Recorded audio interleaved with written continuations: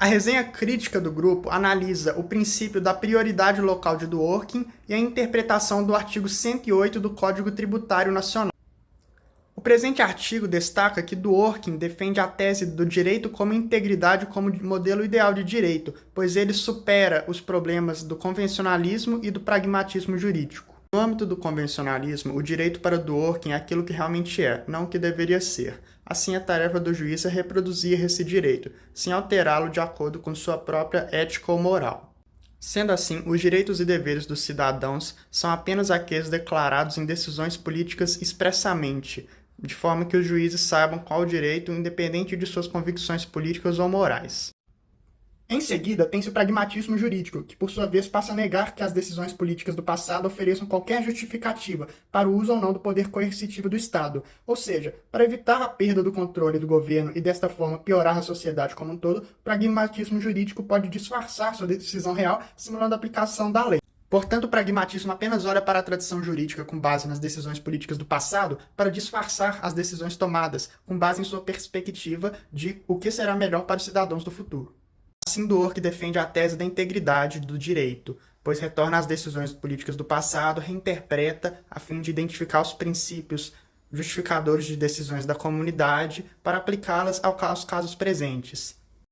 Assim, a integridade diferencia-se do convencionalismo, pois este oferece ampla discricionariedade ao juiz nos casos de lacuna da lei, enquanto a integridade fundamenta suas decisões em torno dos princípios justificadores da comunidade, nos casos em que a convenção não estiver escrita. Para ilustrar o retorno às decisões do passado, Dworkin compara a prática jurídica à elaboração de um romance em cadeia, em que o juiz figura igualmente como autor e crítico da obra. A tarefa do romancista é de continuar a história que recebeu, apenas com o material que recebeu, e dessa forma interpretar e continuar a história da melhor forma possível, como se fosse de um único autor. A utilização da metáfora do romance em cadeia expõe a clara diferença com o pragmatismo, pois o autor não pode alterar a história que recebe, sendo que o pragmatismo, como extrapola limites, poderia alterar o romance e prejudicar a coerência da história e do romance inteiro.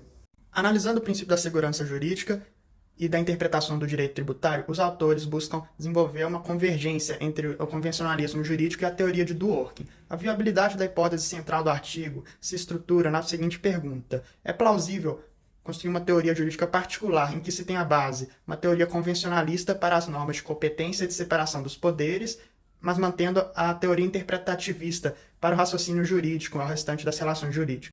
Nesse sentido, os autores defendem uma atividade interpretativa aberta aos direitos e princípios políticos abstratos e a perspectiva convencionalista quanto aos limites de poder de uma instituição. Percebe-se no direito brasileiro o convencionalismo nas normas que fixam tributos e isenções, que são razões excludentes no sentido de Joseph Haas. Percebe-se a atividade interpretativa orientada pela segurança jurídica, pois constrói uma delimitação sobre a aplicação ou não das normas, baseada numa visão ampla da lei que se fecha em casos particulares. Por conseguinte, deve-se analisar as normas de interpretação e aplicação do direito tributário, que apresentam um controle pré-determinado dos métodos interpretativos. Parte da doutrina critica fortemente essas normas, por apresentarem um suposto caráter doutrinário e diminuta prestabilidade em seus enunciados. Porém, os autores defendem que há muitos motivos para não ignorar essas normas.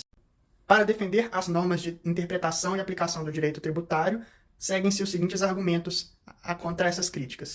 A princípio, os autores frisam que o direito em essência é um fenômeno valorativo e que as normas apresentam por pressuposto um fundo ideológico, pois há várias maneiras de sua interpretação, a depender do intérprete e da sociedade em que se aplica. Em seguida, os autores salientam a necessidade da revisão das compreensões a partir de um círculo hermenêutico de interpretação. Assim, extrai-se do próprio sistema jurídico a melhor interpretação possível do direito. Por fim, os autores rechaçam a ideia de que o sistema jurídico não possa, por ele próprio, fixar as normas de interpretação do direito tributário, pois entendem que a interpretação deve ocorrer no interior do sistema de competências, ainda assim aberto à aprendizagem, mas em um sistema fechado. No capítulo 4 do artigo, temos uma citação da professora Isabel Derzi, que analisa estudos sobre a reconstrução das premissas teóricas referente às normas de integração e interpretação do direito tributário previstas no CTN. Assim, entende-se que, quando o conteúdo de um enunciado foge do que está exposto, é necessário o uso da interpretação tem-se assim a construção do direito, que passa a refletir acerca do que o direito deve ser para uma reflexão no âmbito normativo. Dentro desse contexto, o legislador, no artigo 108 do CTN, fala sobre a legislação, não só sobre a interpretação, já que ele entende o processo de integração como parte do processo de criação do direito. Logo, integrar, nesse sentido, adquire a ideia de que, na falta do dispositivo expresso, deve-se construir o direito para além das possibilidades semânticas dos enunciados. A partir disso, a autora do ensaio relata alguns problemas. Primeiramente, conforme as análises de Isabel Derzi no artigo, ao analisar o artigo 108 do CTN, devido ao fato de se limitar ao uso da analogia e da equidade, pode-se observar que não há muito espaço para a integração, ou seja, para a criação. O segundo problema trazido foi acerca da pretensão do artigo 108 do CTN de estabelecer uma rígida hierarquia entre os métodos de interpretação e integração. O artigo 108 traz expressamente que, na falta da disposição expressa, a autoridade competente deve seguir uma ordem hierárquica pré-estabelecida, sendo 1. A analogia, 2. Os princípios gerais do direito tributário, 3. Os princípios gerais do direito público e 4. A equidade. Logo, uma tentativa de estabelecer uma interpretação por analogia, mas essa interpretação está baseada em princípios, o que leva a um vício, de acordo com a professora Isabel Derzi, que o raciocínio por princípios não pode ser evitado na analogia, ou seja, esses vícios limitam a aplicação do caput do artigo 108 do CTN. No quinto capítulo, o estudo nos propõe um caminho para a solução dos problemas apresentados do artigo 108, e não só um descarte desse. A ideia é buscar a reconstrução no sentido das palavras, segundo a linha de Dworkin. É preciso buscar uma melhor leitura da proposição, de tal modo que se preserve o núcleo dessa lei e se mantenha a regulação estabelecida pelo legislador, a fim de que haja uma interpretação inteligente do Código. Esse dispositivo normativo permanece relevante para a prática jurídica, mesmo tendo em vista a necessidade de sua reconstrução, pois os seus parágrafos contêm diretrizes importantes para a interpretação do direito tributário. Assim, duas importantes conclusões jurídicas são extraídas do texto, sejam as disposições relacionadas ao princípio da legalidade estrita e as que são orientadas pelo princípio da prioridade local. No princípio, o texto traz exemplos dos parágrafos 1º e 2º do artigo 108 do CTN. Eles proíbem o recurso à analogia e à equidade, sempre que o emprego desses puderem resultar em exigência de tributo não previsto em lei ou dispensa de pagamento de tributo devido. Logo, essas disposições se justificam, pois se encontram submetidas sob o domínio da legalidade estrita, prevista no artigo 150, parágrafo 1 da Constituição Federal, fechando assim as possibilidades da criação de lacunas no direito tributário. Logo, essa norma prevista na Constituição Federal atua como uma norma geral exclusiva, que impede o intérprete de complementar o sistema jurídico por meio de valorações próprias, isto é, ela submete as normas ao domínio da legalidade estrita. É por meio dessa norma geral exclusiva que se possibilita um convencionalismo no âmbito do direito tributário, indo ao encontro do que afirma Dworkin, que o convencionalismo fracassa na teoria geral do direito. Para Dworkin, o convencionalismo não funciona devido ao fato de que não há praxis em muitas situações. Logo, isso possibilita o intérprete a se abster quando não existem padrões. Porém, para os convencionalistas, quando não há convenções, também não há direito. Isso significa que o legislador possui uma grande margem para interpretar de acordo com sua discricionariedade.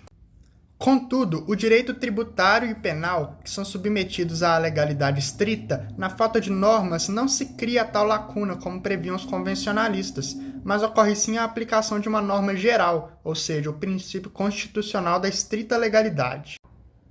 Já o princípio da prioridade local, denominado assim por Dworkin, implica em uma necessidade dos juristas de interpretarem a norma para que elas sejam o melhor que possam ser por meio da própria interpretação delas.